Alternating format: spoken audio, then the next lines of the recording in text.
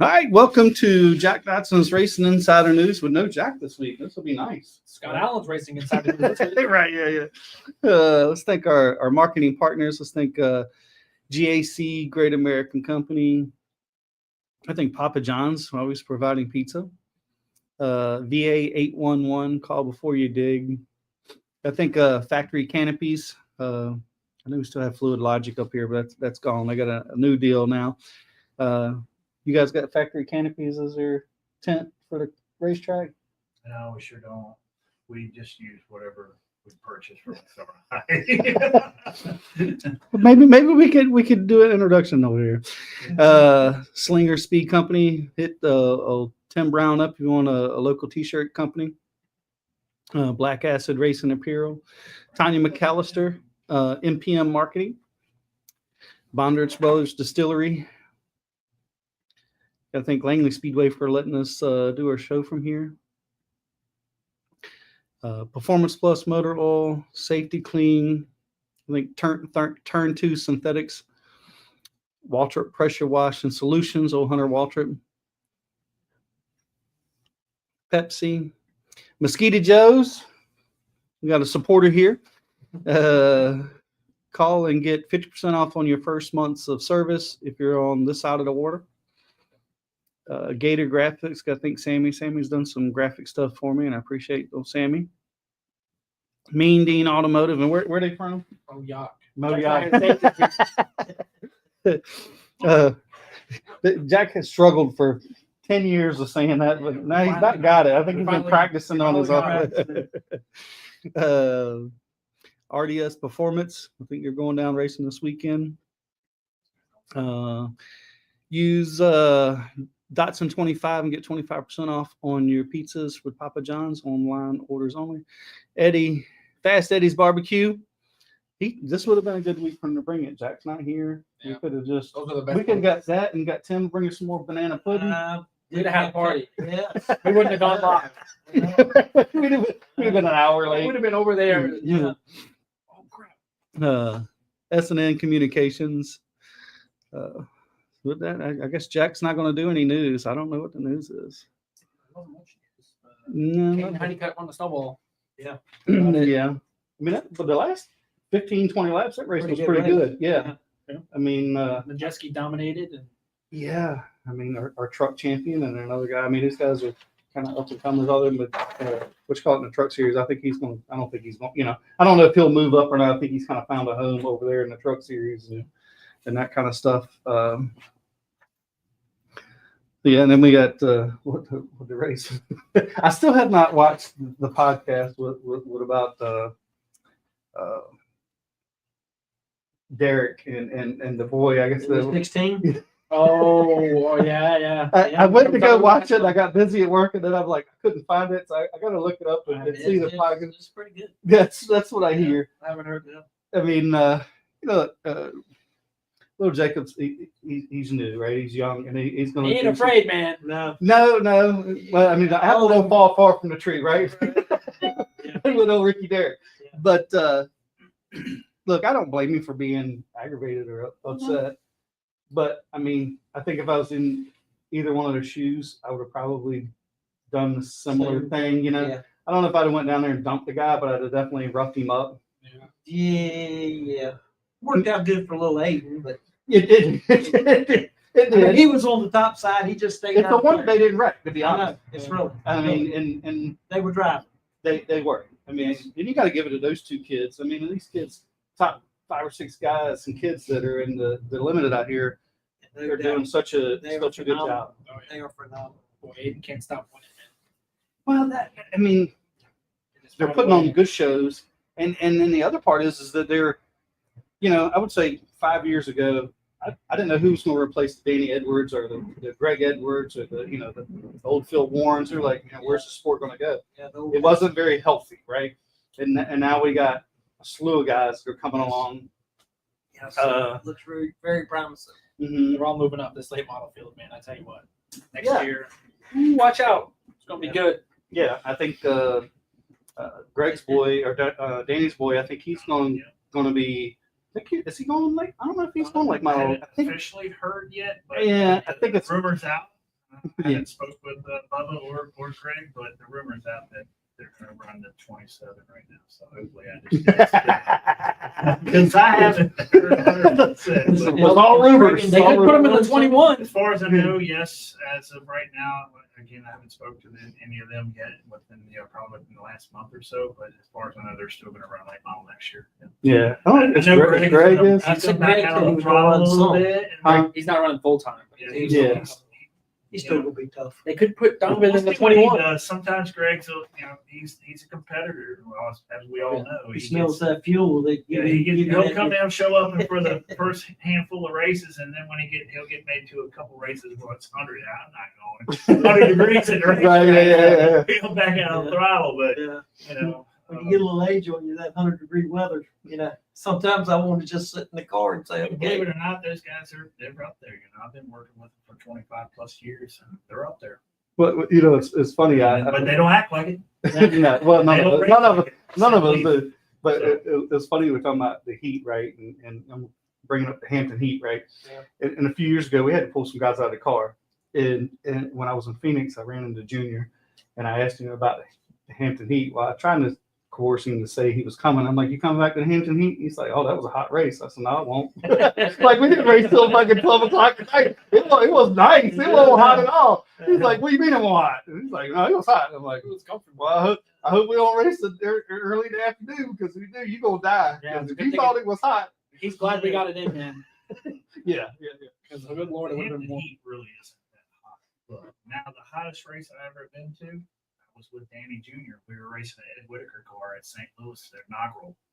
It was 156 degrees on pit road. Holy moly. 5 people passed that day in the stands. Oh, really? Oh, wow. And that's when NASCAR said, okay, we got to move this to the night. Yeah. It was, I think it was 1997, St. Louis Gateway inaugural.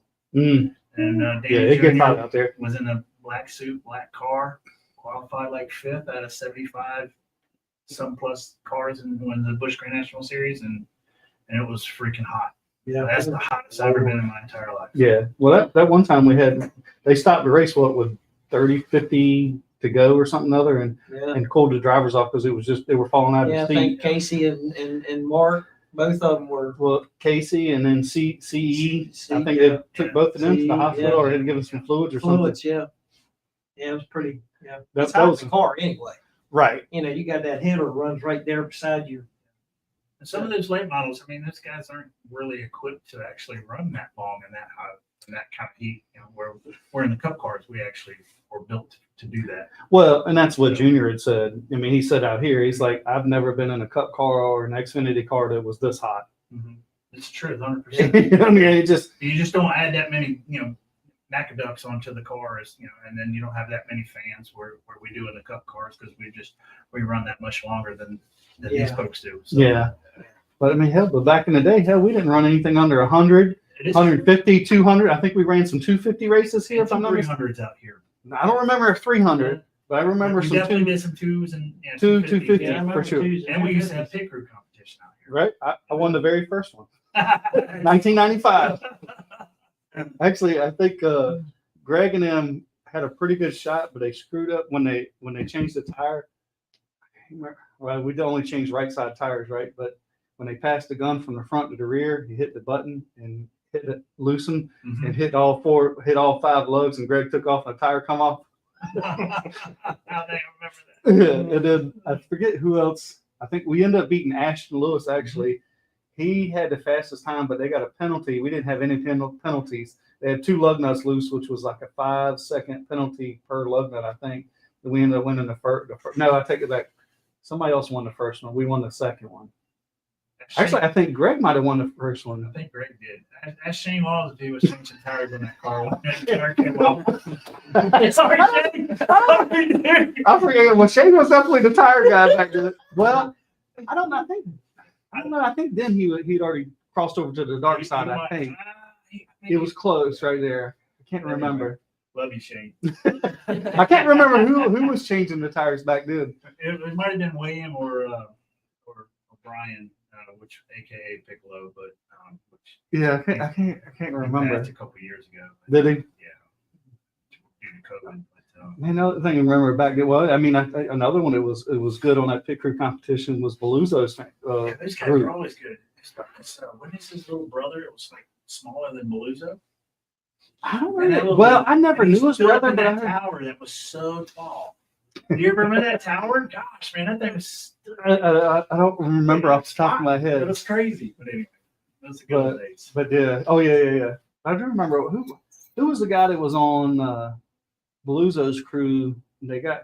I mean, of course, it was. I worked on Barry Strathman's car, so it was like us, Beluzo, and old Buddy Dozier were always in a wreck. It seemed like every week three of us were probably together in one corner piled up somewhere. But Beluzo, they were beating on a car on a jack stand, and the boy was in the fender well. I don't know if you remember that, and they were beating on it with a sledgehammer, and it fell off the jack, and the fender just split him open in the back. Hurt him real bad. The car fell on him. Yeah. I was like, yeah. But I guess Jack's not coming on here. Well, Tim, how'd your season go this year? It was a great season. It was really good. We had 6 wins and a championship. What else can you ask for? How many races have you won out here? I could not tell you. I don't know. Only thing I could tell you is I know how many I won at Saluda. I won 66. From that point on, I don't know. Yeah.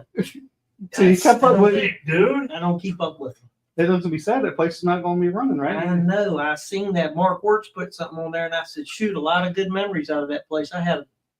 But I'd heard the crowd was very minuscule out there the last couple of years. It's just, which is kind of surprising, to It's be a honest. heck of a facility. I mean, it's Well, pretty much. yes. I mean, the Sawyers. So. Right. I mean, when they built it, there Yeah. was not.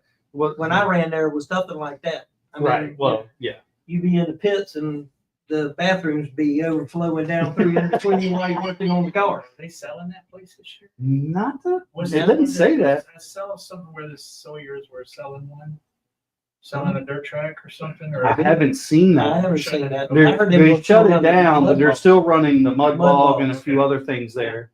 Well, I think both of the boys live. Well, the 3 of them. There was 3. One of them died, right? Yes. And then I think Wayne is it Wayne? Still live in Virginia Beach. I thought Wayne's the one that ran. I think so. Had the Yeah. dealings with it. That part I don't know. I've never been there, but I always read up on the local stuff, Yeah. So this will be kind of a sad day. Yeah. Maybe somebody will come in and do something with it. But I mean, Wayne's got to be up in age. I mean, Wayne, spring chicken. I mean, Yeah. Wayne's got to be in his 70s. I was gonna say 70s. I mean, mid to late 70s, I'd say. Yeah. I mean, Paul's been He's- gone for a long time. Yeah. Yeah. And what a great icon for the sport. I mean, Paul Sawyer. Yeah. And the first time I seen Paul, the late models used to run at Richmond International. And my very first race helping Barry, we were testing at Richmond for the test in February. It's cold as hell. And our crew chief was Junie Nelson. I don't know if you guys know Junie, but Junie just passed away just a couple years ago. He was 98 and was in great shape and knew every damn body. And we're in the pits and things are winding down. I see this guy walking by and he's got all these PR people around him. And he's like, "Oh, hey, Junie." And they talk for a minute and he comes, "Oh, leaves." I'm like, "Who the hell was that?" And he's like, "That's Paul." I'm like, "Who's Paul?" I don't know who Paul is. I didn't know much about racing at the time. He's like, "It's Paul Sawyer." And I'm like, "Okay, well, who's Paul Sawyer?" And he's like, "Well, he owns the racetrack." I'm like, "This racetrack?" He's like, "Yeah." I'm like, "How the hell you know?" He's like, "Well, we've been racing since the 40s." Like, yeah. But great guy, a great family, and Yeah. Know, Done a definitely, lot for the sport. yeah, contributed to the sport and did Yes. some stuff for sure. Yeah.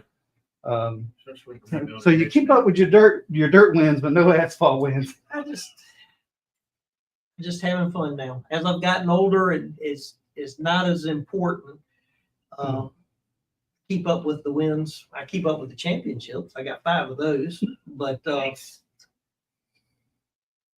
the wins I just don't keep up with. I don't even know how many I got out here. Being honest, I Now, don't. are you gonna have another good speech at the banquet?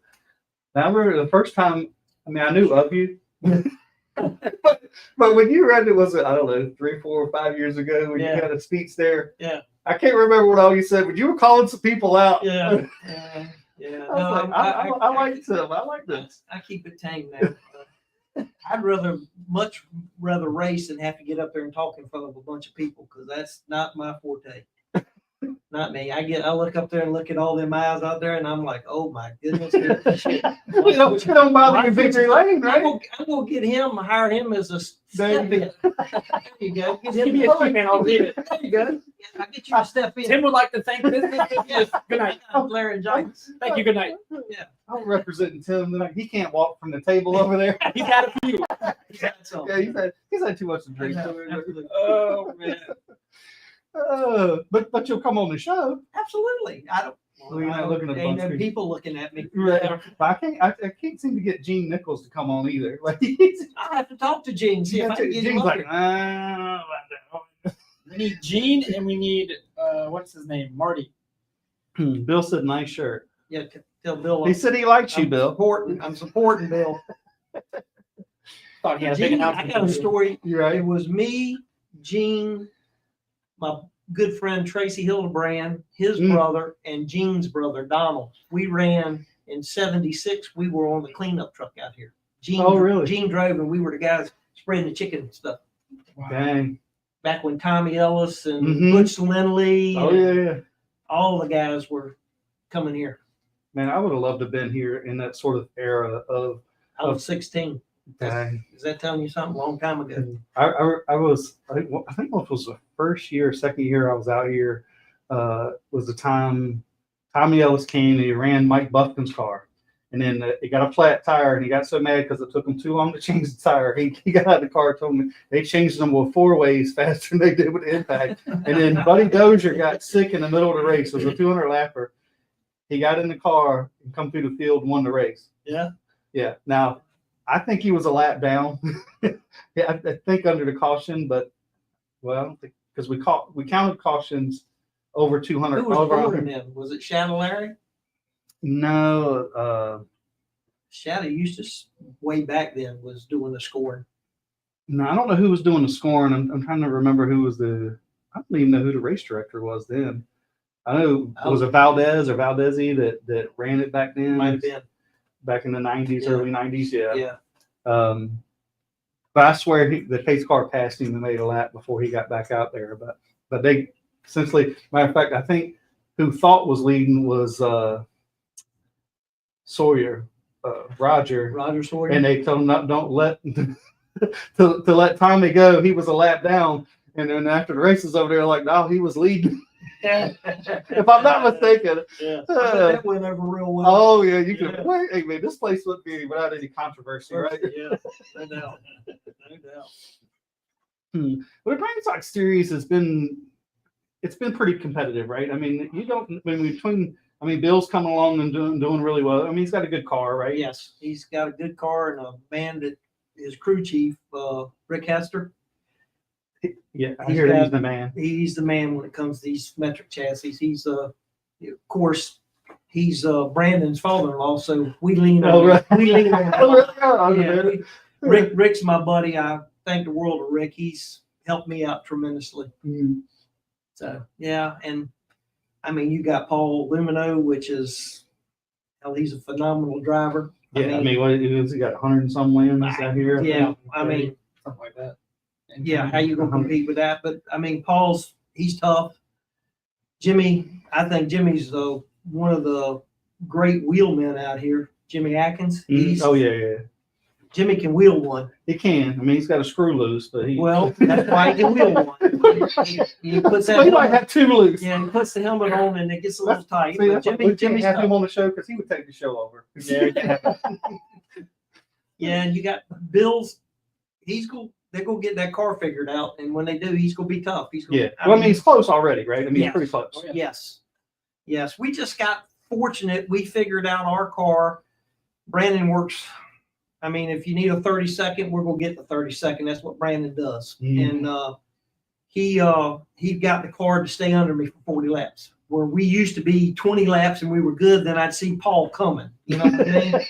I'd look in the mirror and I'd see Paul. I'd say, "Oh shit," you know. Oh, excuse me. I'd say, "Oh my gosh," you know. Yeah, it took 3 or And 4 yeah, and then we really worked hard on the long haul on this car, and it my car just don't give up now, and that's the difference in it. Do you get into part of the chassis side of it, or you just let Brandon handle Whatever it? Brandon tells me, that's what I got a phenomenal crew. Richie Markwood, Mike Chenault, Tracy. I'm very fortunate. My grandson, 17 years old, comes and helps, and my son. So I mean, I'm having fun. Before, you know, it was more, you know, It wasn't as fun. it wasn't as. I ain't gonna say it wasn't fun because I love racing. I'd rather race than eat, but Mm-hmm. it's so much funner now because all the guys, we get along, we have a good time in the garage, we kid with Bill and Rick and them. I'll go over to their garage and talk trash to them. They talk trash back, so it works out pretty good. We're just having fun. I mean, the more trash you talk, that means the more you like each other, right? Yeah, I mean, yeah. it's funny how I seen something the other day about how women communicate and how men communicate. Yeah. I mean, it's to you trash talk each other. You think I years ago, I forget who it was. I think it was somebody on Chip Hudson's crew, and a guy on my crew, that we joked each other every day, every week, and people didn't think we got along. Yeah. And people were like, "This Yeah. guys, you guys get along?" And you turn out like, they're best friends. Like, what are you talking about? I call Bill all the time when he puts his videos, you know, his YouTube videos, and I tell him, I say, "Hey, you see that black dot way ahead of you? That black dot, that's what you're gunning for, Bubba." He says, "F you." A little dot. Yeah, see that dot way up there? That little dot way up there. I love that part of it, though, man. It Yeah. just makes it so much fun. And I imagine it's got to be extremely fun to have your grandson and your son helping you. Yes. I mean, Yeah. it don't get being competitive and having your family there that is in it invested as much as you. It's fun to see my grandson get to see. My son's watched me race a lot. You know, he been to Saluda. I was a single dad, so I put him up in the stands. I say, "Don't get in no trouble," and give him a $20 bill. And Did you that know, work? I go, yeah, because they wouldn't let kids in the pits pit, back yeah, in the yeah. day. You know, so I didn't have much choice. And you know, to see my grandson come out and he enjoys it. You know, and so I'm Does having the a great time. grandson think about wanting to drive? Well, I had him in go-karts and he was doing really good. Both of my grandkids I had in there, but the mamas kind of put a halt to everything. Both of them got in wrecks and halted my situation there. I do have 2 bandoleros for my youngest grandson, and I think I got my daughter where she's back on board where we're going to let him run again. Oh, really? I'm thinking, I'm hoping. So we're going to find out shortly. This year? Or is that? I'm going to bring him out and practice him before I put him into the lion's nest. Yeah, so That's a tough little series. it is. is, Them guys battle too. I love watching the young ones. Yes. Oh, yeah, for sure. I just wish there was a little bit more drive in those, not whoever gets out front. It's qualifying is key in that. Yeah, yeah, Um, yeah, They can't go below the yellow line, so it's tough. yeah. Yeah. Well, I mean, You know what's great though? If you go out in the pitch and you watch them, they're all playing, Yeah. throwing balls, Oh, carrying yeah. on. Then they put them helmets Best on, they friends. race like crazy, and then Yeah. they get out and they're back buddies again. That Yeah. just amazes me. well, They're until they get delimited, then sometimes they start fighting for a week or two. true, but I mean that's part of that's it. just racing. Yeah. Oh, You it know, is, but it you've always everybody's had a rival. You know. Oh, yeah, yeah. Yeah. So who's been your biggest rival over the years? Oh man, it's been a lot of them. When I was in dirt, Greg Hubbard, he Mhm. was a heck of a. I mean, Is that Billy and them's Billy's dad, Okay. Greg, and Bubba, his brother. Mm-hmm. They're great people. Fun to race against. I've seen them this weekend out here. Yeah, and I mean, so many. Shoot, man, you put me on the spot. I can't remember them all. Bobby Will. Mm. Man, it was a ton of them. Frank Leonard. Mm. Man, so many of them that was just great on on the dirt. When I was young coming up, I was the young pup, and all these guys were. I was Were the like, guys. man, am I ever gonna be? And then we finally got it, Mm-hmm. So we ran good on dirt. I've done fairly well on everything that I've raced. So do you have any expiration or aspirations to do something other than the grand stocks? Or are you just happy? I'm happy right here. I'm winning races. I'm competitive. Each week I come out here, I know I got a shot to win. So if somebody was to say, hey, you want to drive a late model, that's such a tough class, man. It is. You gotta have you your gotta have shit some together. money. Yeah. You gotta have good equipment. I mean, so I'm happy right where I'm at. I mean, plus somebody's got to teach Bill how to drive. Well, I've been trying to tell him, he don't listen. He's hard-headed. I love Bill because Bill's got a good personality too. Yeah, well, Bill's gonna learn. He's got one speed. That's wide open. I told him sometimes you gotta slow down to be fast. He's trying to drive. Yeah, that's hard. That's hard to do. Though. He's Yeah. still got the U-car mentality. Yeah. But it is true. But I think early not that Bill's early in his career, but the slow down to go faster thing is hard to come to grips with in some cases. Yes. Yeah, it is, but it is true sometimes. Oh, 100% of it. I mean, Yeah. You get in the. I mean, I don't know how many times I did something stupid like that in arena racing, but I was just learning. Yeah. You stick your nose in there and you're like, I got it. You think this is my spot. if I drive it all the way down in here, it's gonna work. Yeah, and the next thing you're sitting in the infield with your shit broke. Yeah. You're like, We all talk about. yeah. I don't know how many times I've done that, But I mean, it's funny because you look back after it, if I'd have just backed out and waited for another time, knowing the guy's going to chop me off or whatever, Of course. it happens. But that's part of learning, Yeah. He's come a long ways, and like I say, he's got a great car, a great crew chief. Dingo's putting some motors together for him, so I mean they're there. Mm-hmm. It's just some fine tuning, which Rick will figure it out. Yeah. There's no doubt in my mind. I'm glad they haven't figured it out. Yeah. Right.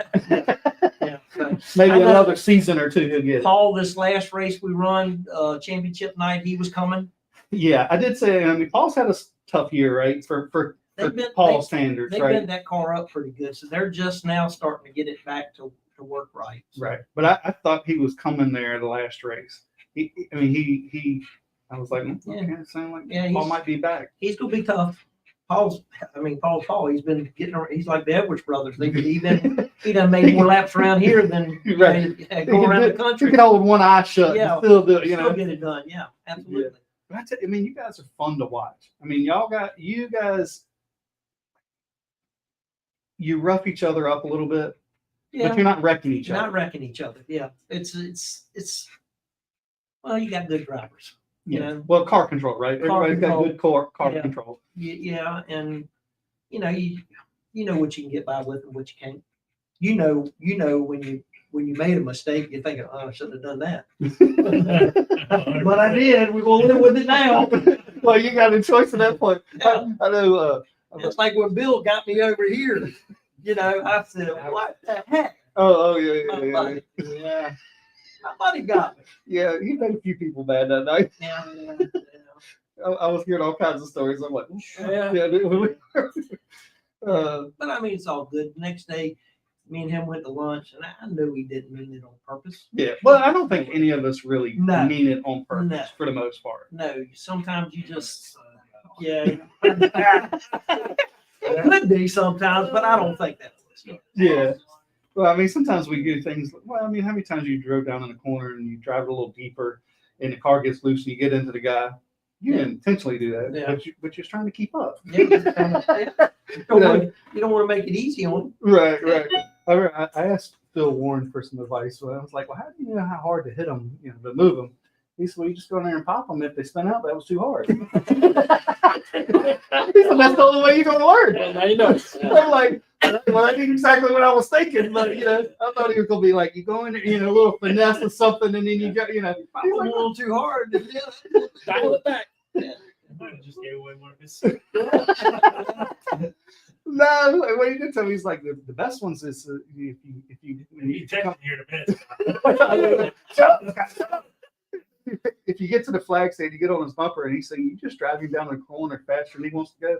He won't even know that you've done that to him. He said sometimes they'll just move up and they don't know you touched Right. them. He said you just drive by him. I'm like, well, I got to get to him at the flag stand before I Yeah, getting off of 4 over here sometimes can be a chore. yeah. Yeah.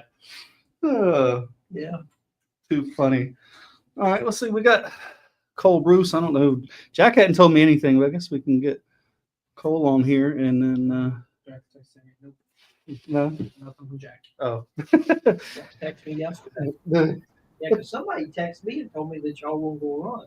Oh, that was last week. Is that last week? Yeah, What happened? Okay. All right. What's up, Cole? How you doing, man? CB. Good. How are you guys? Man, living the dream, man. Living the dream. About like you, a couple good runs here the last couple of weeks. Yeah, I'd probably say the last time we ran probably been like September, I think it was. It's felt like forever, honestly. We've been running pretty good at the end of the year.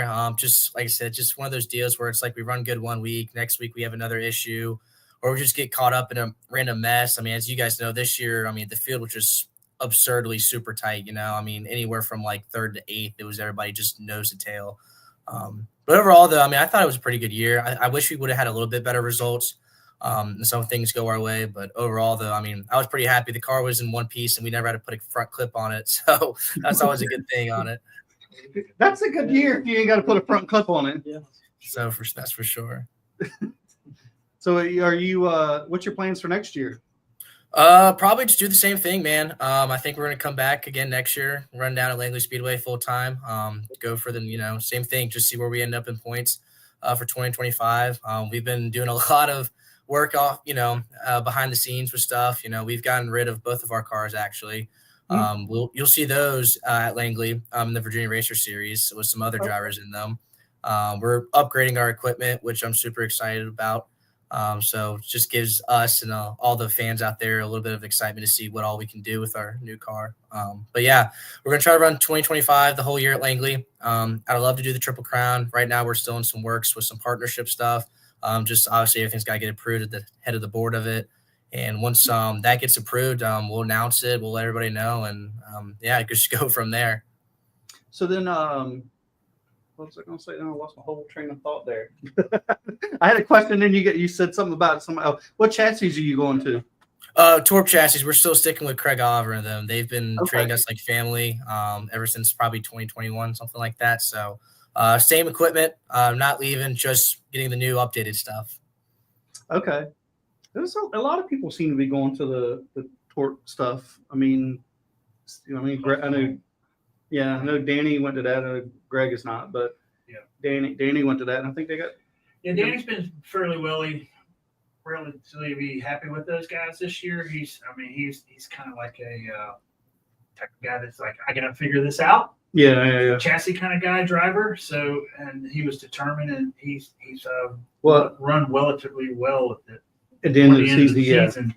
Oh yeah, for sure. Because he was because I'm pretty sure him and Mark Wirtz actually had the same like style chassis. Because I'm pretty sure they bought it within like the 2 or 3 that Craig Oliver built. So yeah. I mean, Mark even ran good all year. He was always in the top 5. Unfortunately, he never made it to victory lane, which I know that tore him up a little bit. But even getting the pole at the Hampton Heat was a huge deal for him.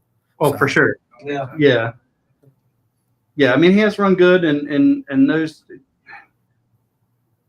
I mean, but I don't know who else is running those besides you. I didn't realize you were running those. I mean, Greg and Mark, but it seems to be a lot of people seem to be migrating that way from the Hedgecock. I think Phil Warren, he's kind of a Hedgecock fan, so I don't know if he would jump ship. Yeah, so I know he's been Hedgecock. I'm trying to think who else. I know it's me, Mark, Danny, when Chris Horton, when he's there, I know he has one. Okay. I think it's mainly just Torp and Hedgecock, to be honest with you. It's always a neck-to-neck battle with those chassis for the most part. Sure. But I know a lot of Virginia racers have Torp chassis as well, though.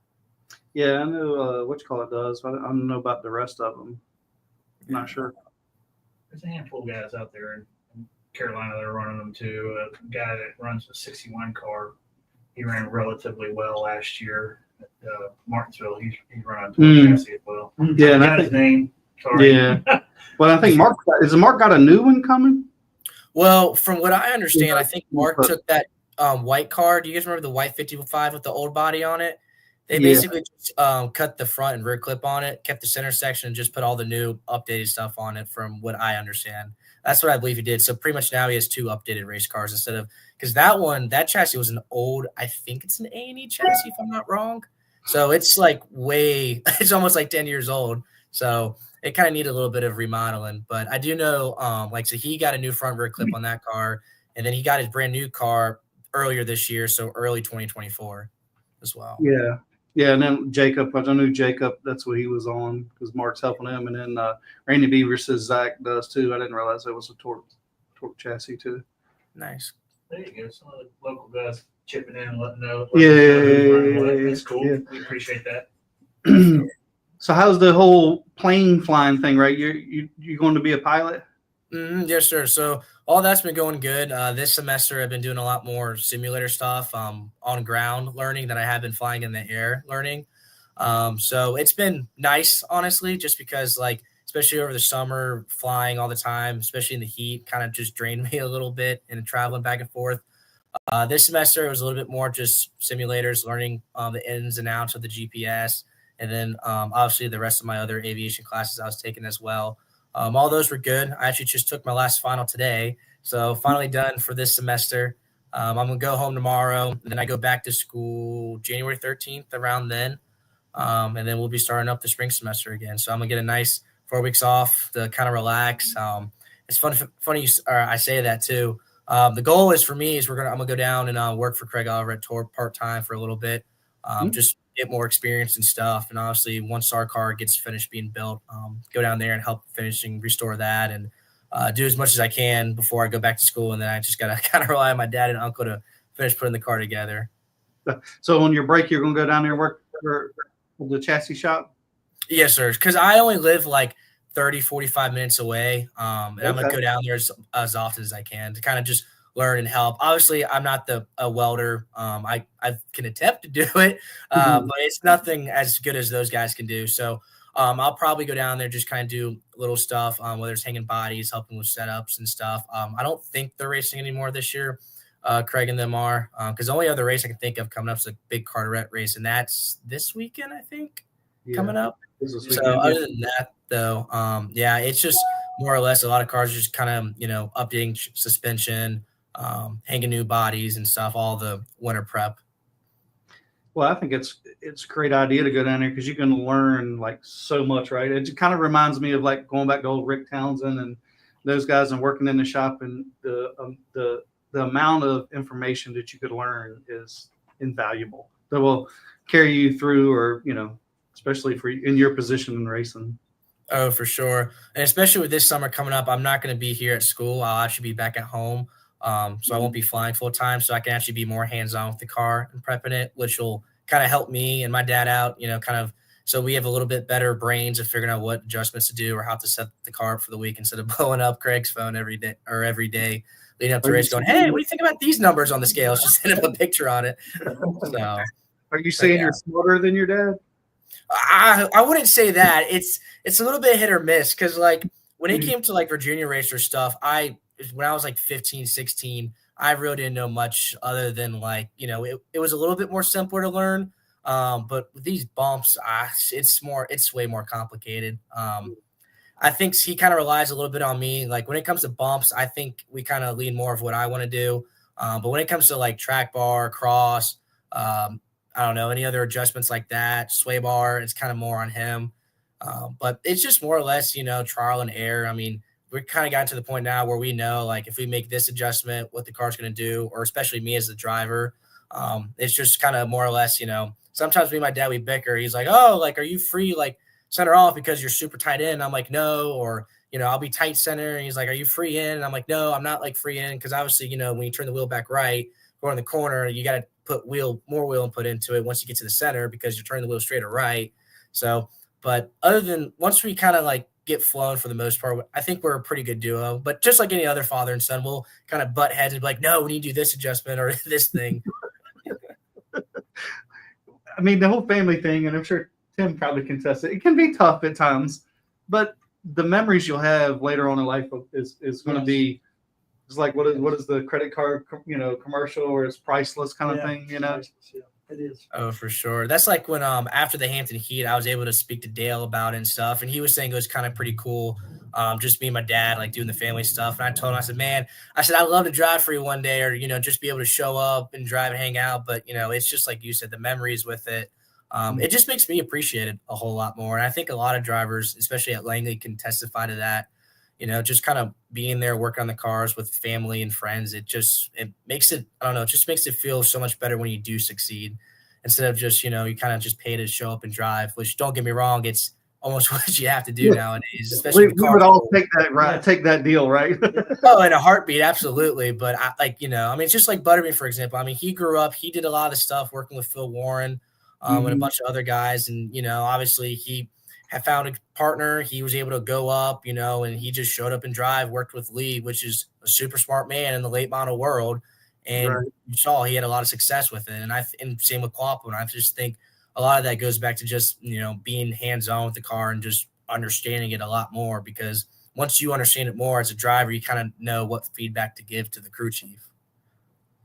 Yeah, for sure. And I heard Dale tell a few guys like you and Riley and them is like, man, running this late model deal right now, if you get the chance to make it, you're gonna have more fun doing this than you are moving up the ladder, which sometimes is, I'm gonna say discouraging, but you wouldn't think so. But it gets very serious when you come out of late model. Not that it's not serious here, but the intensity level just ramps up the higher you go.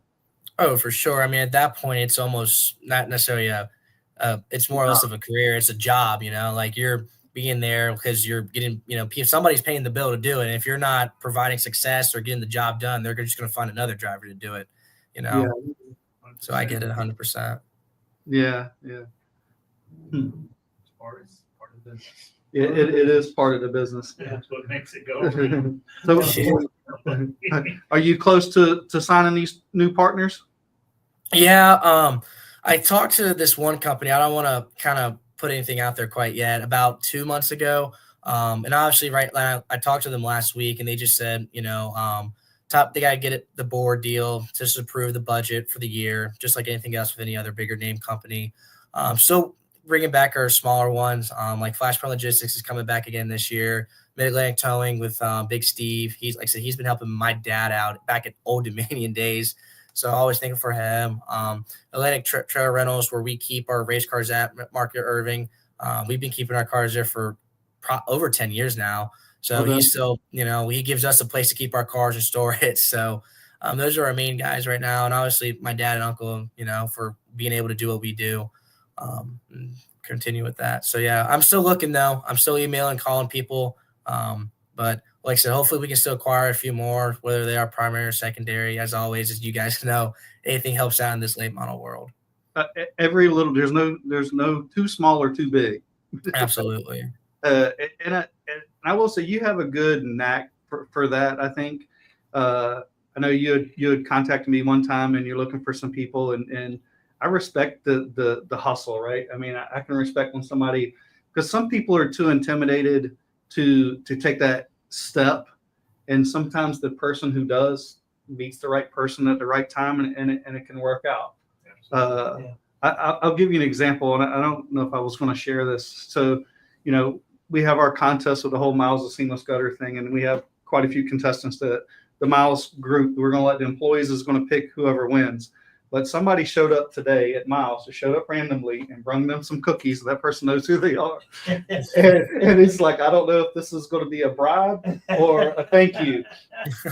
But I love the hustle. I mean, everybody got a kick out of it. Yeah. And it was like, I got a text message about it and a picture of the cookies, which I posted on Facebook, and which I haven't looked to see if anybody said anything about it. But I mean, it takes things like that can make a difference. Yeah. I mean, he has definitely made an impression. So Well, to stick in somebody's head, and say, would that person be a good representative for my Right. my brand, right? my brain. And you're that type of personality, and I think it goes great with some things, man. And it's just a good compliment for you. Well, I appreciate it. Yeah, I mean, that's the main thing. I've been told no plenty of times, or even just with the emails, I mean, it's just so hard nowadays because a lot of companies, they get hundreds of emails of stuff of, trying to get them to advertise or partner with whatever it is.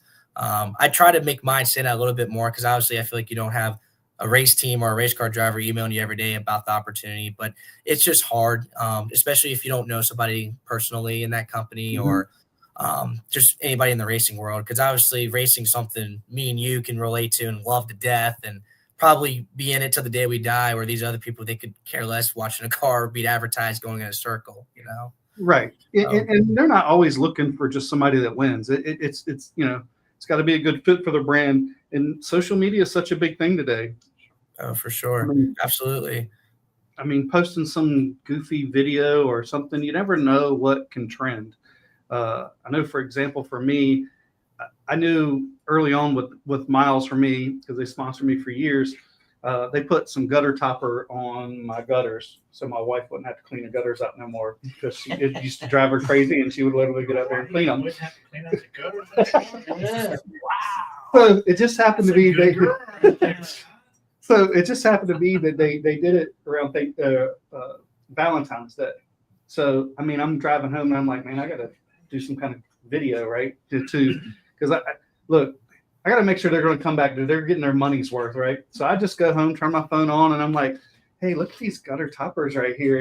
Like my wife won't have to get on the ladder and clean the gutters out anymore. she killed me, man. This was like 5 years ago, and it blew up. Like Miles loved it. They got so many compliments about it. People online, when they come in and buy some materials, are like, yeah, I gotta get these, them gutter topper or whatever. What's that guy that said he was doing for his wife? Or it just turned into a thing. And just little small things can make a big difference.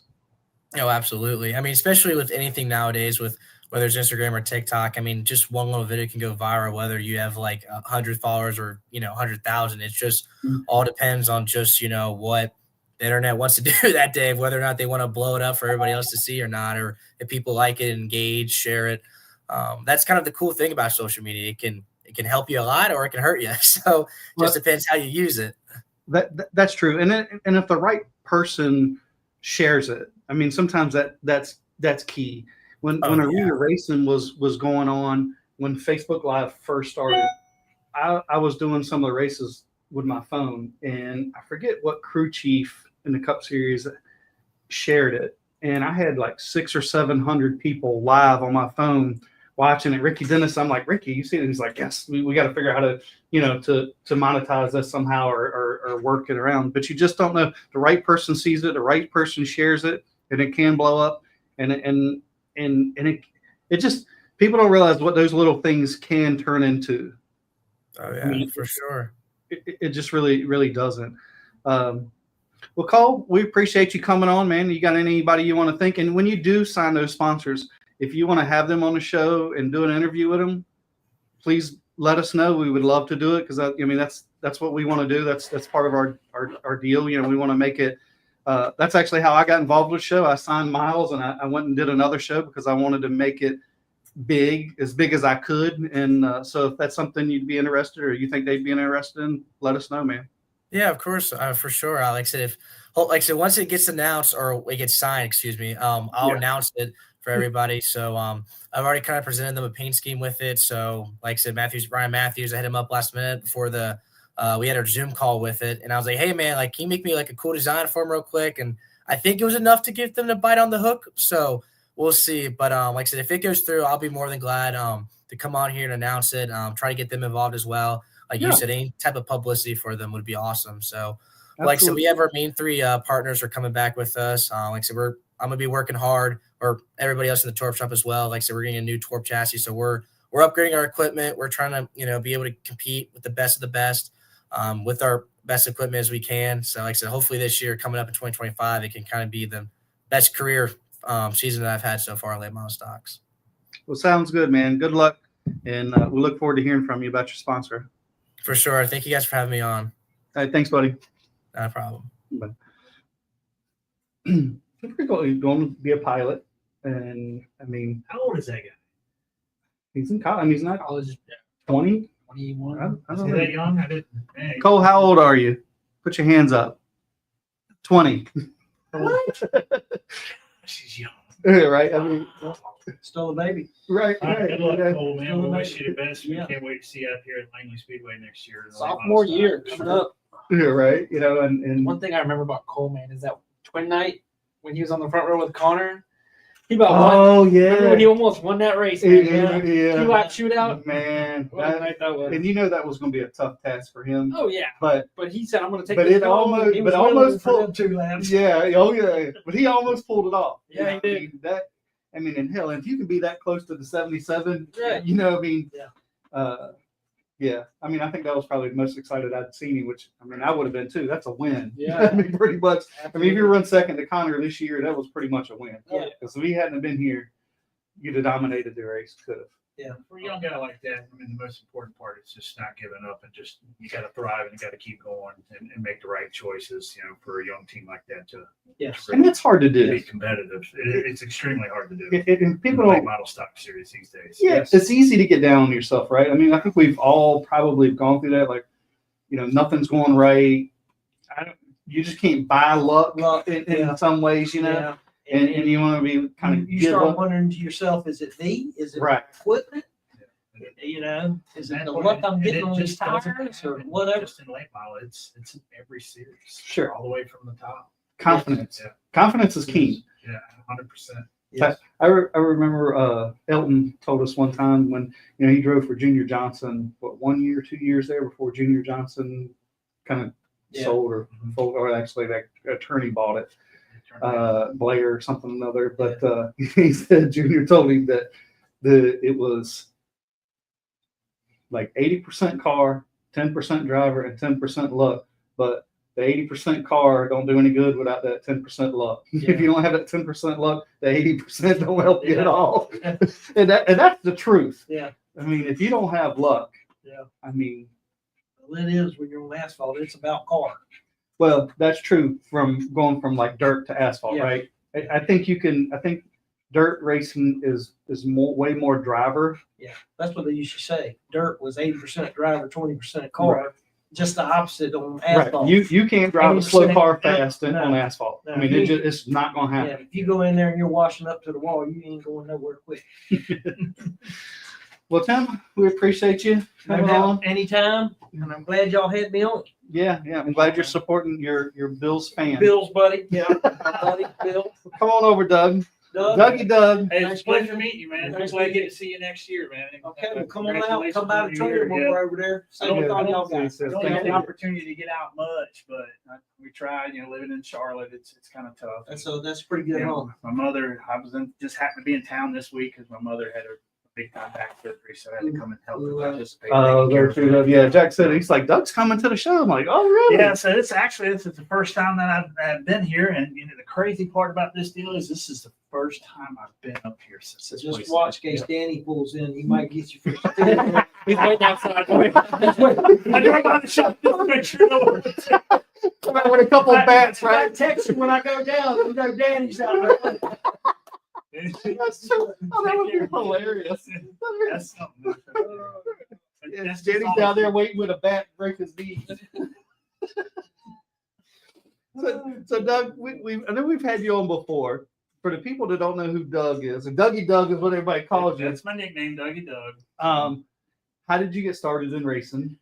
Just a quick one down again. I was just a nobody that barely knew what a half-inch open inch wrench was, and I wanted to play football. Broke my foot real bad on a skateboard and wasn't able to play football anymore. And it's kind of down on the dumps. And I said, you know what? I come out here and I was cooking blooming onions. Oh, so you're working in the back? I was actually. My stepmom had a gig set it out here doing blooming onions. I'm gonna say. What year was this? 95, I think. 94. Okay. Ish. Okay. And I've always been a race fan ever since I was a kid. Daddy drove a Chevrolet, raised me to be General Motors. Chevrolet. It's always a senior fan. So grew up pulling for Dale Senior and all those guys. And I would come out here after I did all my job down here. I would sit in the stands and watch the late models and just became addicted to the late models. And so when I couldn't play football anymore, I was just like, hey, I want to be a race car driver. Okay. Right, well, that ain't gonna happen. I come from a very low budget family. That's not gonna happen. So I was like, well, thought to myself, before I could ever be a driver, I need to learn how to work on these things. Okay. So Right. you had that intuition or that? Yeah, I was all gung ho. I want to be in NASCAR. I'm a fan.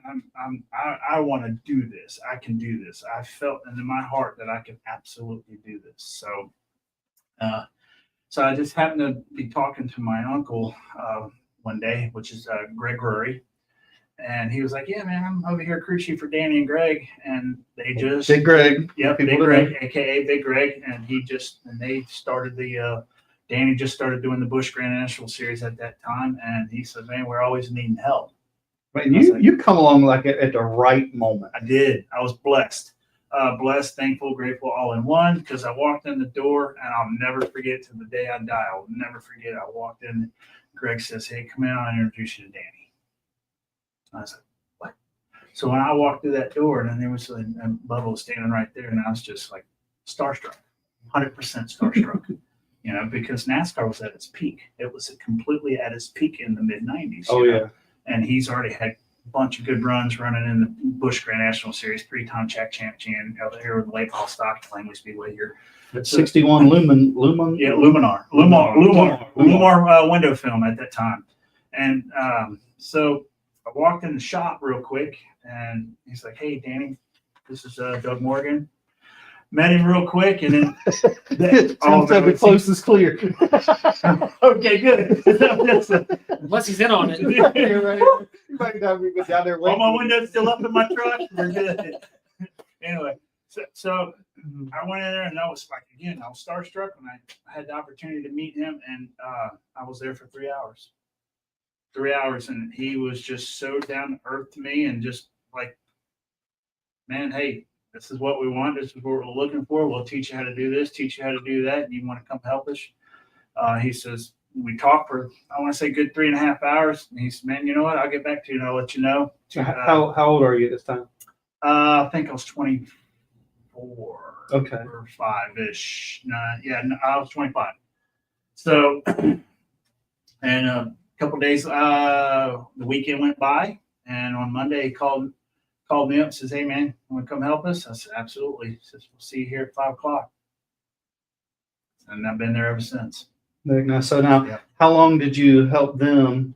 And then how did you get the connection from the late models or sort of Busch series y'all were doing then to? Well, it's kind of interesting. So that kind of built up throughout here at Langley. So being that I was, a former football player, Danny was like, "Hey, we need a jack man from the pit crew." So I started practicing. We had a backup car. Started practicing backup car out there. So do y'all still have the heavy jack or the light jack? No, back then he had all the right equipment to do the job to its peak. So he had a couple of aluminum jacks. So I just started practicing. So, and he was like, "Hey, we're going to teach you how to be a tire guy." It's like, okay, I had no clue, didn't know anything about it, and I kind of got a hold of it. They taught me how to do tire temps, tire pressures, and I'll tell you a quick joke. So, real quick, when we were setting up a car, and this is when I absolutely knew nothing. So it's like, "Hey, Doug, the car is about a pound light. Can you put 1 pound of air in that right front tire?" I'll never forget this. I had no clue. I didn't think about it. I'm just doing what I'm told to do. That's all I want to do is do a good job, do what I'm told to do. So, I like this. So I get out there. I wasn't even thinking. I grabbed the air chuck, went over there, grabbed the irrigation, and put a pound on it. I was like, "What the hell am I doing?" Oh, yeah, it hit me. And by that time, dude, they're all over there laughing. Their faces red. They're rolling on the floor. They're just cracking. I mean, before I even caught it, just because all I wanted to do was, I wanted to do a good job. 100%. And I was just like, dude, I just fell for that big time. So I'll never forget it. And I'll tell the story until the day I die, man. So in the meantime, as how I came out here and I just kind of took hold of it. we were running good in the late models, doing fairly well. We struggled a little bit in the Bush series, but I was just learning. And and at the time, I mean, late model here was at its peak. Buffkin, Greg Edwards was really. They were neck to top neck. 10. Phil Warren. You were good. All right, so those guys were running, and these guys were running neck to neck, and Greg was really, really racing hard to get his first track championship. Were you over there when they first started putting that stuff inside the tires? No, we never did that. Never did that. That must have been after you. I think they did try it. I think Greg won some races and they popped the tires. Maybe I wasn't around when that happened. You probably weren't. Yeah, you probably. That might have been because this guy's been racing a long time before I even came around. Believe it or not. That's when that shit first come out. So, but and I started to get to know some people out here, and then there was some people that were out here, and Jefferson Hodges, Greg Connor, who was crew chief for Mike Buffkin. Well, they were all helping Junie Dunleavy. Okay, All right, so Tommy Baldwin was crew chief at that time up there at Junie Dunleavy with Dick Trickle and HYAK Myers. Well, they went on to another team. And so since I was working with Danny, and I kind of then went Ryan up there too. Yeah, Ryan Burrows. Yeah, he was a tire changer. Ryan and Jefferson were both, and I was a jackman. Okay. Yeah, and they were both. Yeah, so all of us worked together there, believe it or not. And those guys were fun. I had a great time. Ryan's got a couple screws loose. Ryan, I love that guy. He was so funny. Ryan is Ryan to this day, and he still looks the same, 100%. Jefferson, Jefferson and I always got along really, really well, and I've always looked up to him. Yeah, I don't know why, but me and Jefferson I've always clicked with him and looked up to him. Well, he's done well, right? He's doing very well, and he still is. He still continues doing well, and he's always been on that level where a fine line where he gets it, and he's very intelligent. Yes, he might come across kind of goofy at times because he's silly. He's a silly guy, but man, he's super smart. No, and I mean, like that. You ain't no big wig at Penske if you being no dummy. You know, he's of course he's been around it his whole life. So he's worked his way up. So I kind of got hooked up with Greg Connors, because he was out there working with Junie, and he was still coming back here helping Buffkin. And since I had Goodyear radial experience working with the Bush car, he's like, "Hey man, we need a tire guy over at Junie's and Jackman. Would you be interested in maybe coming up and at least looking at it and checking it out?" And I'm like, why wouldn't I be? I'm like, and this was after a couple of years of working with Greg and Danny. So they pretty much taught me. This one was good money in racing too, and it was just starting. And this is as I probably progressed to really learning how to work on a race car. Putting in rear ends, putting the brakes together, and building hubs, installing the engines and stuff like that, and doing crush panels. Now, did you have a full-time job at this time? I did. Okay. I worked at a golf course. Worked at Newport News Deer Run. Okay. And then I transferred over here in Portsmouth at a place called Elizabeth Manor. And I was there, and I did a home study course from Virginia Tech in turf management. So I knew a lot about turf management, working with the golf industry and turf. So I was doing that full time. And then when I get off work there, I go straight to Edward Motorsports, and then I would spend all my time in the evenings. And then there's the crazy thing about it: when we go to the Bush races, I had to use my vacation days to go to the racetrack. So now somebody asked me, says, "Dougie, what do you do?" I said, "I'm on vacation 365 days a year." Right. You do what you love. That's it, right? In your life, right? But anyway, so when Greg asked me to come up there and just, "Hey man, why don't you come check it out, come talk to him?" So actually it was that's how it kind of got that started. Someone, it just kind of trickled down. Said, "Hey man, you hustle, you work hard, really worked hard for the Edward Motorsports guys," and it just kind of trickled on down. Says, "Hey man, come over here, we can use you." And I went over there, and again, my experience was little to none. And then I just kind of worked my way up with Jefferson and Ryan, and those guys, they taught me a lot. So Yeah, well, didn't both of them work at they both worked at Townsend, right? yeah, those guys worked there for a long time because again, those two folks, they've been in racing their whole whole life. lives. Right, that's I mean, all they've ever from like known. a kid, they don't know And anything. then I mean, a lot of people don't realize that Ryan's dad worked at Richmond International. Ryan's for- dad was a general manager at Richmond International Forever. Raceway I for a mean, long time. Yes. I mean, he's retired Before the 2 years Sawyers. ago. Yeah, before But I that. mean, I don't know right. what happened after NASCAR took But he over, was but- there up until just a Was few it? years Okay. ago. He retired. Yeah, So- because Ryan, I don't get to see him that much. He's not on. I mean, I do.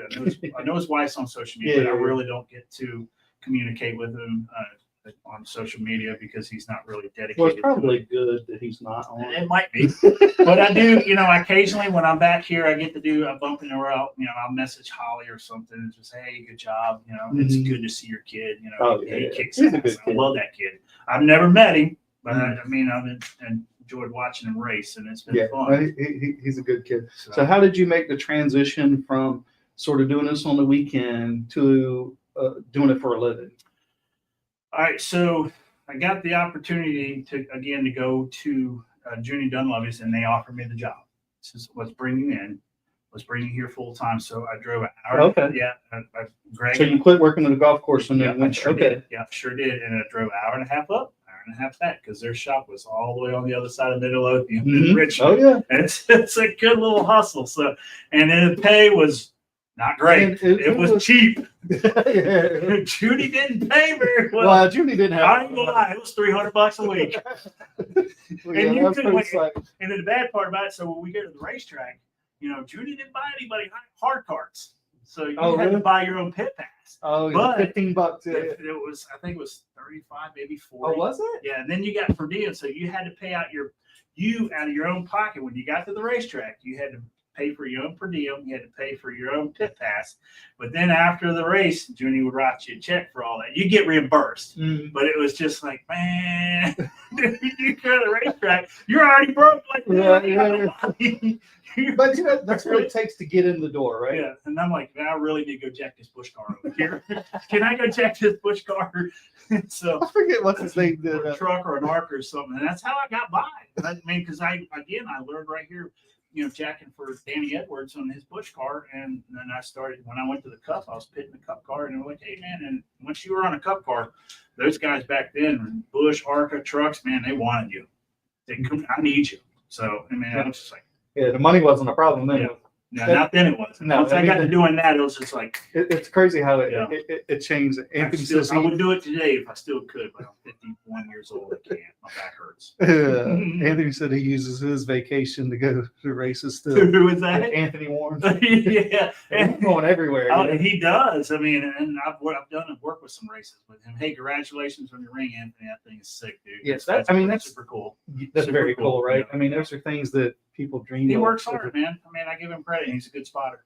I'm really worked with him surprised he before. hasn't gone to the Cup Series, but It's not easy. it's not easy, and you got to be in the click. That spotter stand is a click. It's not what it used to be, and it's really hard nowadays because they have really took the spotter stand to the next level. Well, your Yeah, it's just- responsibility is so much more now, Yeah, right? it I mean, is. Yeah. it's not just hey, you're clear, you're not clear, or hey, the car looks like this. I mean, you're analyzing the car, giving feedback to your crew chief on a separate channel. Yeah. And you got to remind the driver of this, remind the driver of Yeah. flip And switches. years ago, the spotter would just come in on Sundays. Mhm. Like for here for our team at HYAK Motorsports, our spotter goes wherever the race car goes every day. He goes. I mean, he's there first thing. He's up on the roof, everything. So and our spotter Pat Boyd, he does an excellent job for Ricky Stenhouse Jr. Yeah. And does. He's been around a long time. Yeah, he's been around. I've worked with him, and I actually used to change tires with him at Ashton Lewis Motorsports. Oh, right. That's right. I forgot about That's that. actually where him and I met. So Hmm. him and I have been really good friends. So he does a phenomenal job here for us at HYAK Motorsports. Yeah. So then, if you had to give somebody some advice, because me and Jack hear it, I don't hear it quite as much as we used to. How do I get to the Cup? Or how do I, as a crew member here? I'm like, man, some people just Yeah. make things happen. My best advice for a guy that is or a young fella that has. I'm not going to say nothing, but I would in my brain I want to say nothing because he's not married, doesn't have any kids or any ties. Okay, I would say the best thing to do if you don't know anyone, do it as I did. That would be my Volunteer best. somewhere. Go hang out. Mhm. These dudes are always looking. What if even if it's the guy that's running a mini stop, and it's all relevant. Right. Yeah. It Yeah. all, Yeah. it all has the same. You got to go through tech. Yeah, You gotta it's all the same, and You then got to figure out how to yeah, go in the gray you area. got to work your way up, and 95% of these folks that come out to your short track races, racetracks such as Langley, they're all volunteers. There's very And that's limited, where everybody started. yeah, very few of these folks that get paid full time in a short track. Yeah. So handful. yeah. So come out here if you're interested and you want to learn. Come out here, man. Go ask these guys. They're just you get turned down once or twice, and you're that interested in it. Don't give up. Some way we'll ask you to come help, man. I just want to help, want to learn, because I love the sport. Do you have a favorite race that you felt like at the end of the race that you finally made it to Cup or made it in Cup or made it as a career? Man, that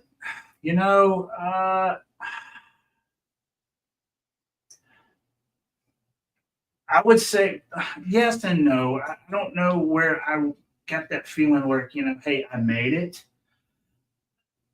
My biggest accomplishment where it came for me is probably when I was working with Jimmy Johnson on the 48 pit crew, and we were racing in the Brickyard. Okay, and we came in third, and of course we're battling against Hamlin, and he's one of the most arrogant, toughest son of a guns in racing. Am I right? That's an understatement. 100%. Sorry, Hamlin. It is what it is. And we came in and we beat him out of the pits. Actually, I think we were on the pole that day or that weekend. We stood on the pole. But anyway, we came in the pits and we left third and we came out first and we won the race. And that was the difference. It was the difference for me because that was big. Mm-hmm. Like my contribute was there. You know what I mean? Okay. I knew I did my job to its fullest to 100%. You know what I mean? And it was the Brickyard. It was freaking Indianapolis Motor Speedway. I mean, how? So did you have a brick? Oh yeah, I have 3 of them. Yeah, okay. With Jimmy Johnson. Okay. Yeah, I had, So how long were you over there? I have eight rings. Okay. Yeah. So what races have you won? What's your 8 rings? First with Joe Neiman. Well, 2 with I have a ring with Joe Nemechek at MB2 Motorsports. A ring with Johnny Benson, MBV Motorsports. Mm-hmm. 3 championships. Was that the Rockingham race then? Yes, it was, and he is one of my favorite people. One of the nicest guys, right? And one of my favorite people. Him and I still communicate to this day. We're really good friends. We talk probably about 3-4 times a month. We go over there. I'll go over his house. We'll shoot guns and hang out and talk shit and do all kinds of cool stuff. Super great guy. We've just been good friends ever since we worked together. And I was his jack man and tire specialist on the Valvoline of the 10 car. Mm-hmm. I know Johnny Nemechek. Johnny Benson, and then of course my good run with Jimmy Johnson, and then my last ring came from winning the 500 with Ricky Stenhouse, Daytona 500 last year, 2023. Yeah, So I mean, those are pretty cool memories, right? That you can't. The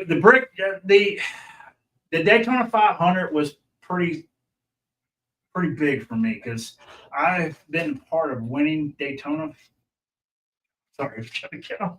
That's bad when you got. Yeah, no, my remember. apologies. You won it. But I so many never won the times. Daytona 500. That's the first. Oh, time. you hadn't. No, Oh. and I bet you I've said on the even when I was Jimmy Johnson, I missed the era of winning the Daytona 500. Okay, that's Jimmy what I'm Johnson saying. and Dale Jr. Yeah. So that was man, that was big for me. I started crying. So quick little story. When we won the Daytona 500, I was at the house. I was watching it, and I just went ballistic. And the last 2 laps, I'm like, Stenhouse, he had this huge lead. I mean, he just shot out of there with 2 laps to go, and I'm like, I started yelling at the TV, Ricky, drag the brake, drag the Right. brake, drag Yeah, the get too brake, far drag the brake. And my kid, Zachary, he turns around and says, Dad, you're not driving the car, you're not a spotter. Shut up. You know, and I'm like, drag the brake. And then he's like, Dad, be quiet, you're going to ruin it. It was so crazy. So, and then, you know, and of course we won the race, and then my phone just starts blowing up. People are calling me, and one of my good buddies called me up. He said, Dougie, I'm proud of you, man. And he said, super proud of you. I said, my buddy Brian, we call him Showtime. I said, Showtime, thank you, man. And he said, dude, I'm so proud of you. You worked so hard. You deserve this so much. And I started crying. And my daughter was standing right there on the doorsteps, and my daughter turned around and she goes, Daddy, are you crying? You crying because you just won the race? I said, honey, it's not just a race. We just won the Daytona 500. She said, I don't think you understand. And she goes, my God, can you believe it? I didn't cry. I said, what race? And I was just, so it was just, yeah, those are my two biggest out of all the wins. With a small team, right? I mean, Yeah, and that was what was so special, because it was a small team, and you know, and because majority, I think 35 of my wins came from being with the 48 car, and this past, we just won a race a couple of months ago. We won Talladega with Ricky Stenhouse, and that put me at number 50. Oh, nice. Number 50. That's pretty cool. But go back to the Daytona 500. I won with Jimmy twice, and I won with Bobby Gearhart in an ARCA race, and then I won with Ricky Stenhouse. So yeah, there you go. So that was my first Daytona 500. So, was that the Daytona race that the baseball guys were in victory lane? Ryan Zimmerman. So Ryan, I'm friends with him and his family. I don't. And I had a hard car there for a while. And him and some of the teammates, because they were down in spring training. Yeah. So I'm in victory lane. Jimmy won the race. Yeah, I'm trying to remember. It was 2010. Was it? Because we won. Before that. When Jimmy won? Yeah. Well, I won it. Jimmy won. I want to say we won Jimmy won in 13. Not Daytona. Oh, Brickyard. the brick. No, I call it the firecracker. Oh, okay. So, well, this was the 500. Darlington. yeah, This is what I was thinking the of July race when you guys won. Or Yeah. Daytona. I won. One of them was with the qualifiers, or maybe Okay. I think it was a qualifier. Crap, I'm sorry. No. Is that bad? I can't remember if it was a qualifier or if it was the Bud Shootout. So sorry about that. It was one of them, but I won twice with Daytona with Jimmy Johnson, and one with Bobby Gearhart. But I mean, there's a lot of people that dream and never get the chance to go to victory lane, right? Yeah. And then there's a ton of guys that have come through this sport and only been able to do it once or two. And I pitted the car for Dale Jr. When they won their first Busch race with Mark Martin on the 5 car. Oh, really? Okay. Yeah, that was Vegas. Yeah. That kind of revitalized his. I was on the 48 car, and then I was bouncing kind of back and forth going from help when I was on the 48 car. I would go over there to Dale Jr.'s and help those guys that year until they found a full-time jack man for that one particular team. The 5 car, and then the week before that, Dale Jr. drove it, and I pitted for him as well. And not many people stay at one team for a long time. Not right? really. No, there's a few. So, yeah. But they're particular jobs, right? Yeah. The pit crew and on the road guys, they move around a lot. Yeah, it's tough, and it's a grueling schedule. And like Anthony had just said that he don't want to go full time coach because he wants to be home with his kids, and it's a tough schedule, especially for a guy like him, and as much traveling he does. And those guys, and then I've been there. I've been on the road full time, and I mentioned that to someone else the other day. I said, Dougie, if you didn't have any kids, what would you do? I would say I would either have moved away back to the coast somewhere because I miss the beach extremely, or I'd still be on the road.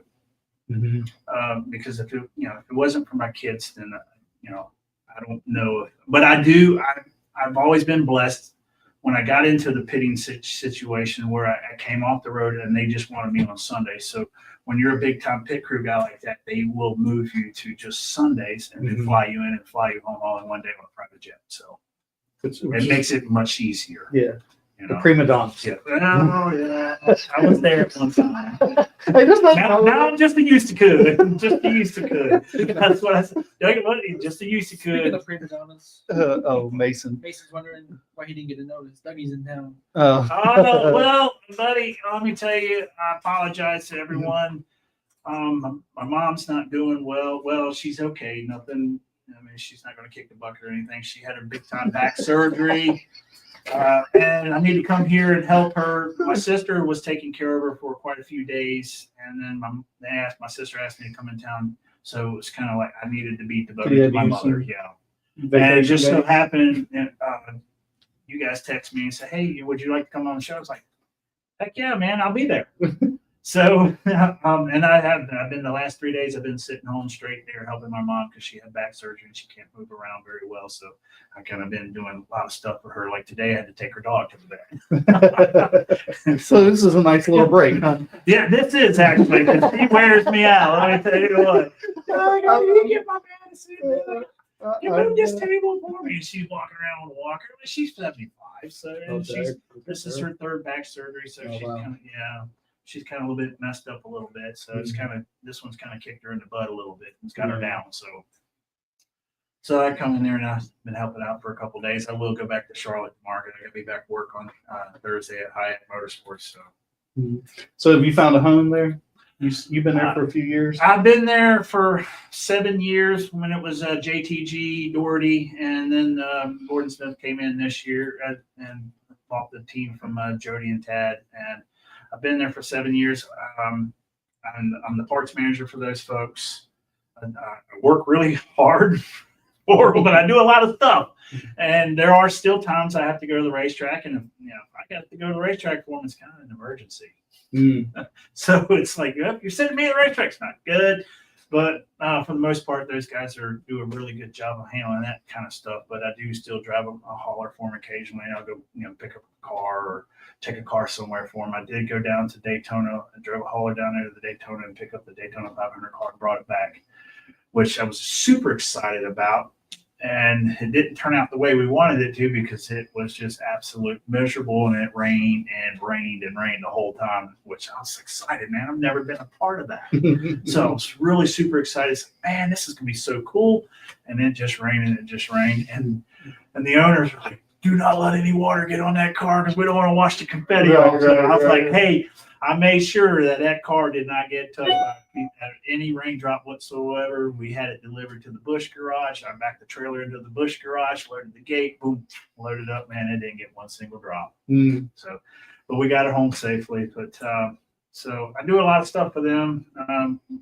Haul the car. I go to the dyno with them a lot. And we'll do some testing and stuff. So, do you get in? Did you ever get into the setup side of stuff? Or you just I started getting into a little bit of setup and started learning a little bit of geometry on those cars back when we had the old cars, probably right around 2004 and 2005 ish. And then it got to be where I was such a big pit crew guy that they took me away from. In a way, it was hard to do. It can't do both. Well, you can. Well, yes, it is because being a setup guy, you primarily work on the plate. And that's it. Setting up cars all day, every day, making it right, working with the crew chief, working with the engineers. And then to be a jackman for so many days, you spend 2-3 hours every morning, 4 days a week being a jackman.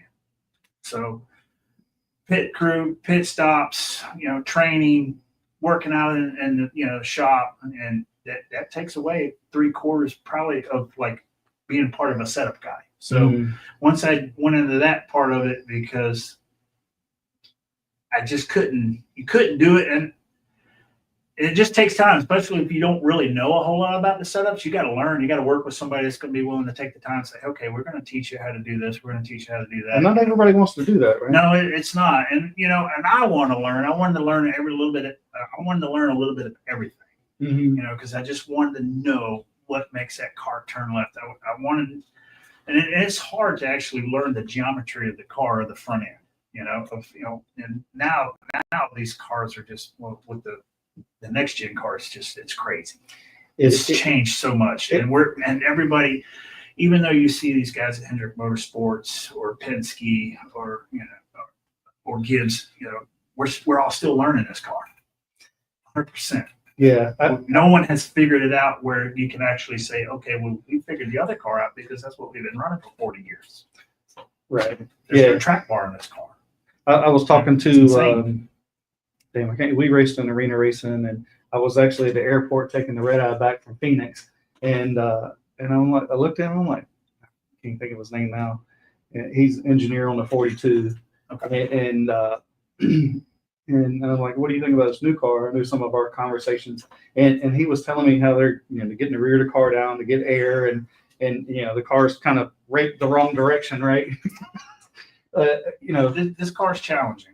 And 100%. I was like, he's like, man, and you just change a shim in the front, and it just goes completely one direction or the other, and it's all aero under the Yeah. car. I Yeah. mean, that's how I'm like, that's crazy. It is crazy with all the underbody that we have to build this car, Correct, yeah. and it's all carbon fiber, and just the way we shim our cars at HYAK Motorsports, it's temperamental, Right. you know?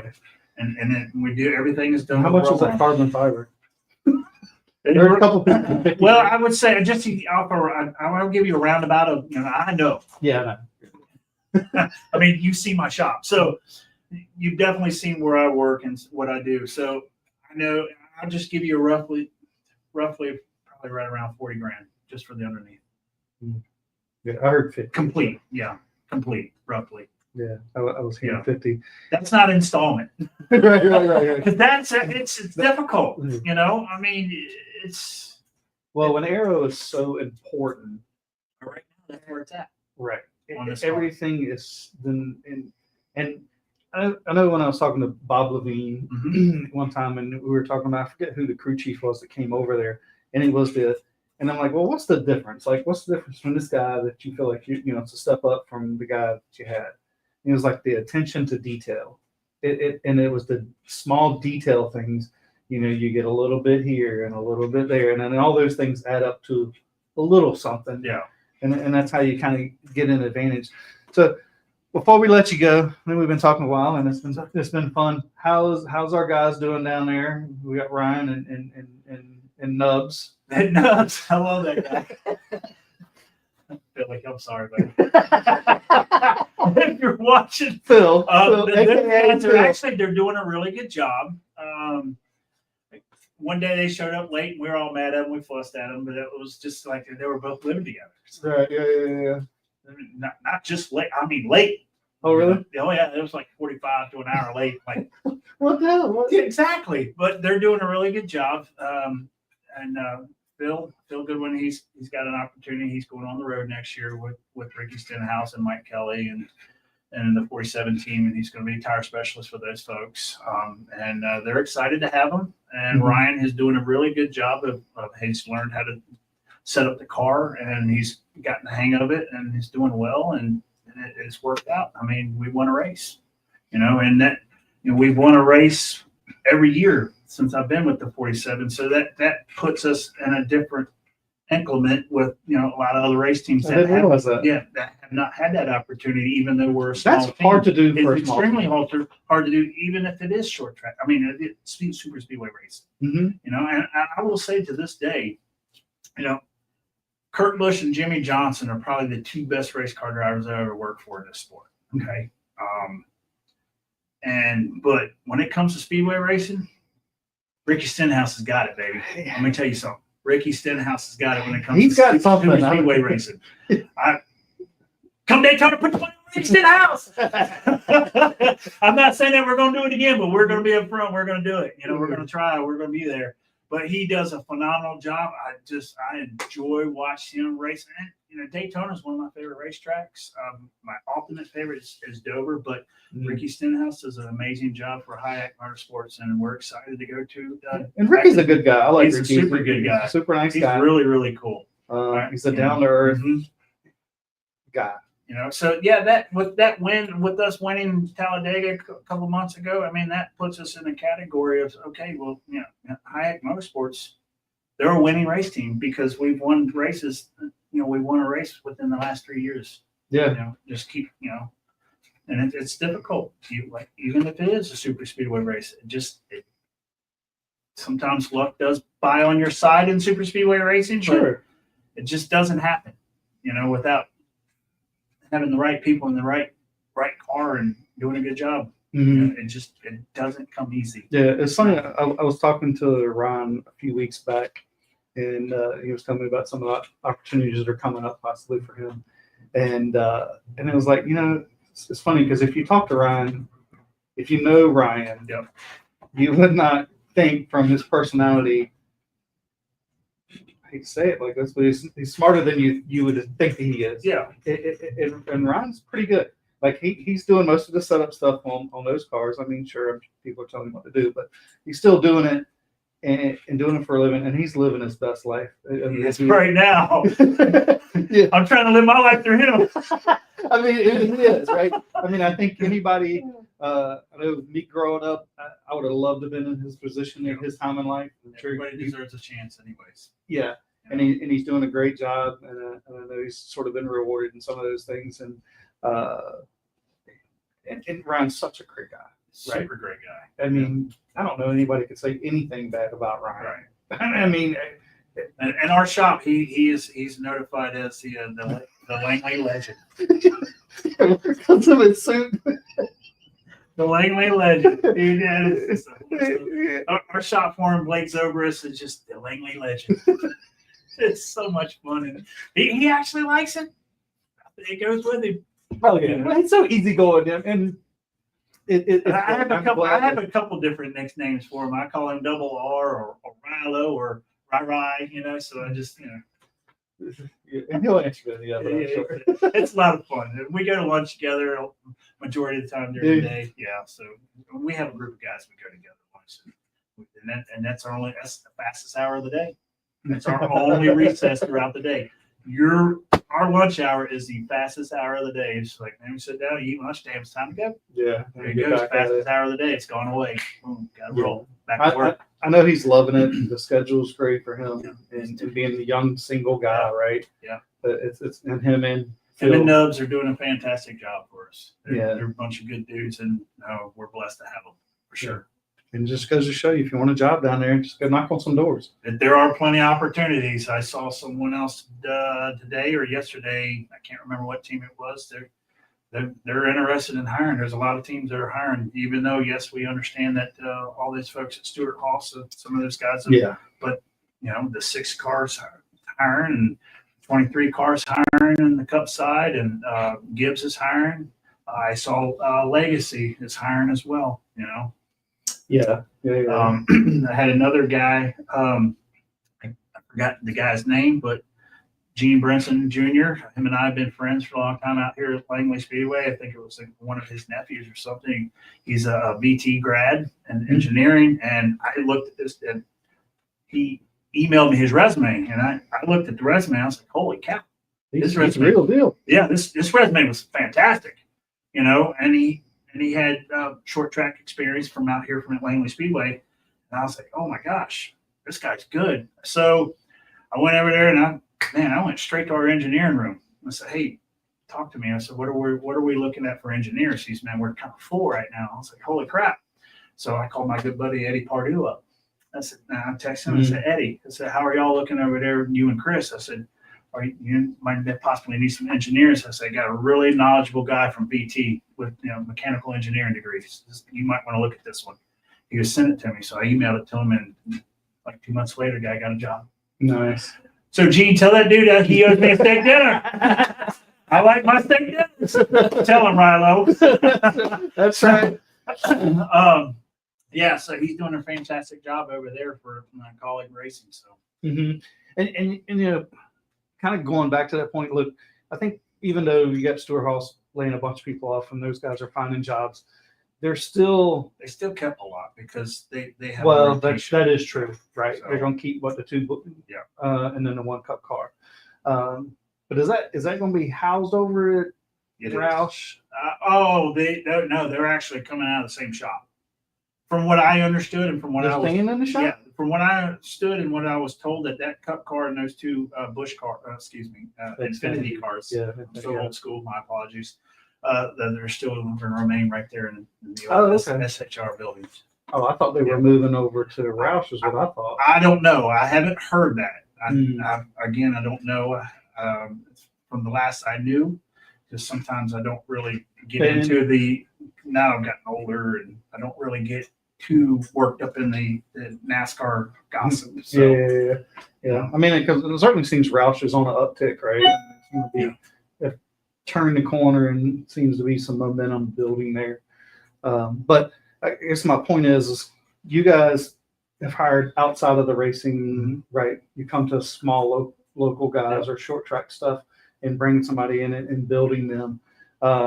That's where people are looking. So if you're here, if you're a short track guy or working, if you want to do that, knock on some doors. Yeah, send your resumes out. They're out there. Get on Facebook. Get on Instagram. They're asking for help. I know Infinity Teams of Gibbs was asking. You just email in their resume, and I know Legacy right now. So if you're interested and you're paying attention and you want to get the opportunity, look them up and see if the positions fit you.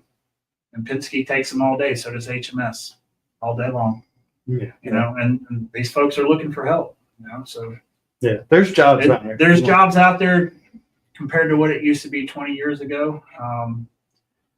You just gotta apply yourself. I did it. I sent out resumes for months and months until I got the opportunity. So, hopefully I don't have to anytime soon. It's not fun, but it does happen occasionally. So, unfortunately. Yeah, for sure. Jack, we miss you, man. Sorry you couldn't be here. Doug speaking for herself. I'm just kidding. Wait for it. No, well, we hope Sherry is doing well. She had her knee replaced yesterday, and I know yesterday or last night was a rough night. She must be doing a little rough today, because I thought he was going to come on, and we haven't heard from him. I'm assuming he's busy or what have you with her. So hopefully she'll be better. It takes a little time. Yeah, and if all goes well, I'm looking to hopefully be out here for the first late model race with Edward Motorsports if all goes well with everything in Charlotte and Edward Motorsports. And If Bubba lets you back. Yeah, so far I've been blessed. He's like, hey, we're good. And this, I tell you, I was here for the last race with Greg, and I want to really give a big shout out to Ryan Matthews. I respect that kid because he's a hustler. Dude, Danny and him put on a fantastic show. Oh, yeah. And I want to just give a really good shout out to him and say thank you for racing, Danny respectfully, because that was fun. It was just cool to see him race us that way, and just them two guys go at it. That's another young kid that's kind of come along. I was really impressed. Ryan Matthews, if you're listening, I'm a fan. So thank you, man. I appreciate that. Yeah. It was fun. No, for sure. Ryan is a great kid. He's still a kid, and as this one. and anyone, Danny and Greg, there's folks that are always looking for good helpers. And if you haven't met Danny or Greg, go introduce yourself. You'd be surprised. Oh yeah. And a while back in the middle of summer, someone texted me. I think Danny come out here and he whooped everybody's ass, like big time. He whooped everybody's ass. He started like 9th or 10th and finished first on one of the bigger races. And someone said something about, that's because the big dogs weren't there. I don't know who it was or whatever the comment was, but if you're interested, you're more than welcome to go over there to that shop and start counting trophies. And I promise you'll get bored. Yeah, especially when Dale Jr. tweets that about Greg or Danny winning, right? Yeah. I mean, what does that tell you? Yeah, Great respect, right? And Danny and Greg and Dale Jr., especially Danny and Dale Jr., they go way back. They've been friends, pretty good friends for a long time. What most people don't know, but Dale Jr. and Danny Jr. used to share the thing called push car together. Huh. Yep. They sure did. So one weekend, Dale Jr. would drive the Ed Whitaker car, and then another weekend, Danny Jr. would drive. Oh yeah, yeah, Yeah. yeah. So they, yeah, Didn't they, Ashton drive that car too? at one time? that I don't know because I think I don't think- Ashton did it. Is pretty much was they did their own deal. They did, but I think Okay. afterwards I thought he ended up in the Whitaker He car, went to or to was somebody else that he sounded went like to the that. 25 car. But wasn't that? Gosh, what was the name of the team? Yeah, it was they had the Navy deal for a little bit. I'll remember the name of it. Yeah. But now he went to the 25 Team Wasn't Rinzy. I think it was Team Ren- Rinzy. well, it Yeah, wasn't Team Rinzy, Rinzy yeah. for a It was while. the Marines Yeah, or something. yeah, it was the 25 Marines car. Yeah, and then a lot of people know his brother worked. Charlie Yeah. worked over on the Yeah, 25 or no. Yeah, they both actually worked for HMS. They actually Correct. they left here and went work for Hendrick Motorsports for a while, and then Ashton still is a very intelligent guy, very intelligent, good race car driver, and Ashton's real good at building shocks with setups. Mhm. And he went to work with the it was 38 car and another team. Gosh, I can't remember the name of it that time. He worked with them for a while until Mr. Lewis and them decided to do their own team, and that's when it kind of took off with the 46 Yeah. car. I don't know what And I used to Charlie's go over doing. there and jack for quite a few years. Oh, did you? I don't know what they're doing right now. Well, I know what Ashton- we all know what Ashton's doing, but I don't. Yeah, well, that's what I haven't spoken We had to him in Ashton- a couple of years actually. I didn't know if Charlie and I Charlie was were there. actually really good friends. Played some golf together, do some stuff, but haven't and occasionally I'll hit Ashton up on social media, but Yeah, we had Ashton on. He came in on a few years ago. yeah, actually I miss those guys. They were super cool to me. So they're super great people. Yeah, and Ashton Senior is good, is a good person to go to for advice and Man, he's so fun. Super cool. Super smart man. yeah, well, yeah, he's done very well. Yeah, those guys they hustle and they work. Mhm, They yes, work like yeah, they more would. than what most people think. I mean, you could say some was given to them, but they've had to work for it. It Yeah, wasn't they- just yeah, they don't- yeah. it just wasn't an open checkbook. Yeah, kind of thing. So yeah, definitely big shout out to Edward Motorsports, and again, I appreciate everything those folks do for us, and I'm just super proud of Greg and super proud of Donovan because that last race I actually got to see him race for the very first time, and I was impressed. Is a nice And, kid. yeah, he's so cool and he's fun to work with down in Yeah. the pits every time I get to come back, and he does a great job, and I'm excited to see where the future goes for him and Edward Motorsports, and it's great to see that they're going to be able to continue that legacy Yes, for sure. 100%. Yeah. 100%. And I'm going to hang around as long as they let me. I think you'll be fine. I think you'll be fine. All right. Well, I guess that's our show for tonight. I guess we wish Jack and them good luck. Hopefully everything goes well. I'll check with him later, and we'll see you guys next. I don't know what's going on next week. Jack, Come back you and tell find me. out. That's right. We'll all be surprised together. Right. All right, guys. Thank See you for guys having next me. week. Appreciate it. Oh, thank you, Doug. Yep, absolutely. Anytime.